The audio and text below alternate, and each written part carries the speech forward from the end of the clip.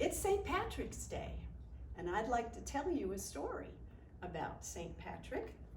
Here's a picture of him when he was an older gentleman, but this story is about when he was a young boy.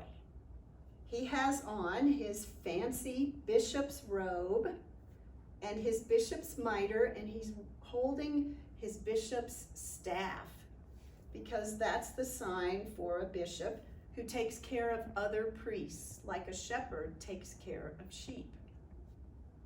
This story is called St. Patrick and the Dogs. Long ago, over 1,000 years ago, a young man named Patrick lived on the coast of Brittany, across the ocean, in the country we call France today. Now, this was 1,000 years ago, when there weren't very many Christian people in the world. But Patrick and his mother and father were Christians. They believed in God and Jesus. Now, they lived on the coast, and Patrick was a young man of about 16. So in our country, he would have been in high school. Well, one day, he went for a walk on the beach, which was not far from his house. And as he strolled along, a pirate ship landed. These were Irish pirates who had come across the Irish Sea. They grabbed Patrick, they kidnapped him, and took him back across the sea to Ireland, where no one believed in God and Jesus. They made him a slave, which means that he was made to work without being paid. And the job they gave him was to take care of the sheep. All he had to help him was a shepherd's crook, a stick with a hook on the end, to help him grab a sheep who might be getting in trouble. The other thing that he had for help was a great, fierce sheepdog. Well, Patrick spent day after day, night after night, out in the fields tending the sheep. He was sad and lonely. He missed his family and his country. And so he talked to God.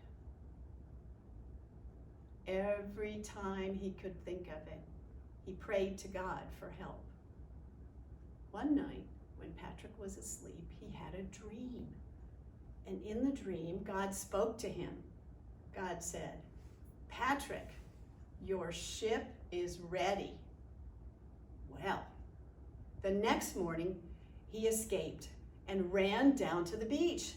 And there on the sand, what do you think? There was a ship. Well, it was a big ship, and coming from the sand to the deck of the ship, the flat part at the top of the ship was something called a gangplank. It's like a bridge that goes from the land to the top of the boat. Patrick ran up the gangplank, and when he got there, he found a man standing in the middle of the deck with his hands over his ears, shaking his head up and down because he was surrounded by dogs. Great, huge, howling dogs. Patrick said, "Hello, could you help me?" And the man in the middle of the dogs said, "What? I can't hear you. These dogs are barking so loud. What did you say?" Patrick stepped down off the gangplank onto the deck of the ship. And when he did, the dogs stopped barking. "Wow," said the man, who happened to be the captain of the ship. "How did you do that?" Patrick said, "Well, I don't know, but I've been working with dogs like this for a long time. Maybe they know that."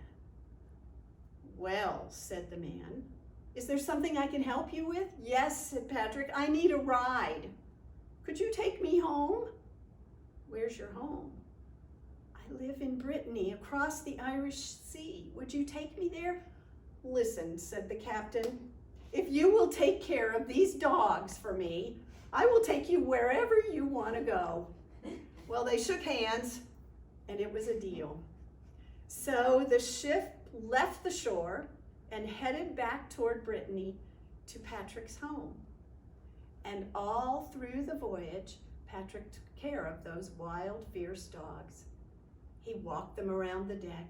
He made sure they had water and food. He talked to them. He even sang to them.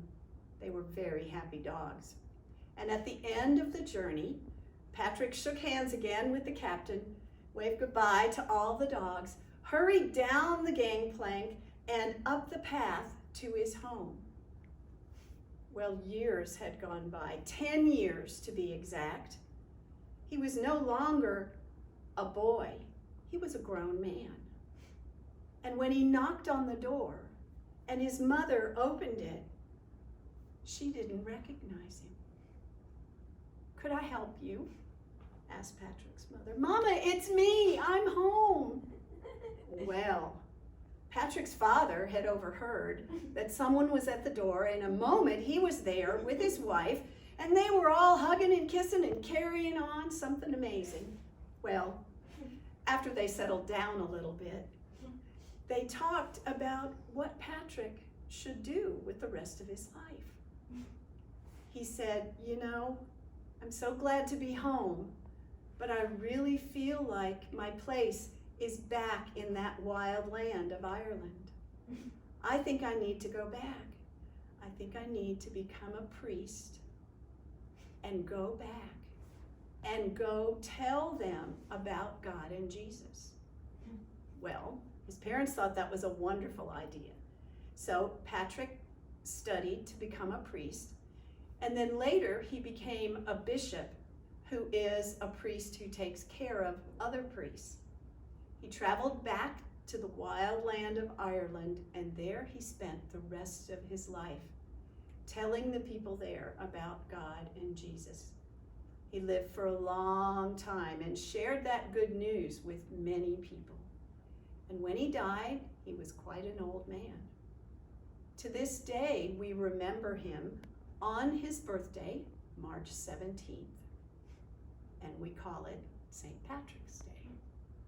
And that's just one story about Patrick.